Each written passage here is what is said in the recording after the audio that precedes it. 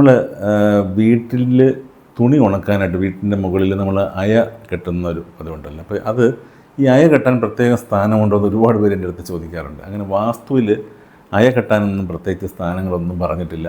അത് വളരെ ശ്രദ്ധിക്കുക. വാസ്തുവിൽ നമുക്ക് കഴിയുന്നതും നമ്മൾ ഈ പറഞ്ഞ പോലെ തുണിയൊക്കെ ഉണക്കാനാകുമ്പോൾ നമ്മൾ കാറ്റും വെയിലും കിട്ടുന്ന ഏതെങ്കിലും ഒരു പൊസിഷനിൽ നമ്മൾ ഇടുക എന്നുള്ളൊരു അവന് വേറൊരു വാസ്തു സ്ഥാനമൊന്നും നിർവചിച്ചിട്ടില്ല. ചിലർ പറയുന്നതൊക്കെ അയ അവിടെ കെട്ടിയാൽ പ്രശ്നമാണ്, അയ ഇവിടെ കെട്ടിയാൽ പ്രശ്നമാണ്.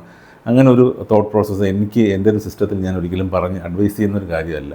അയയൊക്കെ നമ്മുടെ കൺവീനിയൻ്റ് ആയിട്ടുള്ള കാര്യങ്ങളാണ്. അപ്പോൾ അതിന് സാധാരണഗതിയിൽ നമ്മൾ ഹാങ്ങർ ഇപ്പോൾ സ്ഥിരം അയ കെട്ടുന്നതിന് പകരം ഹാങ്ങർ യൂണിറ്റുകളുണ്ട്. അതുകൊണ്ട് വെച്ചിട്ട് നമ്മൾ ആവശ്യത്തിന് തുണിയിടുക, ഉണക്കുക, തിരിച്ചതിനെടുത്ത് മാറ്റി വയ്ക്കുക. അതാണ് ഏറ്റവും നല്ലത്. ഇനി സ്ഥിരമായിട്ട് അയ കെട്ടുന്ന തെറ്റൊന്നുമില്ല അതിനകത്ത്. എവിടെയെങ്കിലും നമ്മൾ ഈ പറഞ്ഞ പോലെ ഈ വേസ്റ്റ് തുണി നല്ല കഴുകിയതിന് ശേഷം അത് ശുദ്ധതയോടെയല്ലേ നമ്മൾ ഇടുന്നത്. അപ്പോൾ അതുകൊണ്ട് അതൊരു വേസ്റ്റ് എലിമെൻ്റായിട്ടൊന്നും നമ്മൾ കാണേണ്ട കാര്യമില്ല. അയ കെട്ടിക്കഴിഞ്ഞാൽ നിങ്ങളുടെ കൺവീനിയൻസാണ് ഇവിടെ മുഖ്യം. അവിടെ അതുപോലെ തന്നെ വായുകോൺ ഭാഗത്ത് കൊടുത്തു കഴിഞ്ഞാൽ വളരെ നല്ലതായിരിക്കും.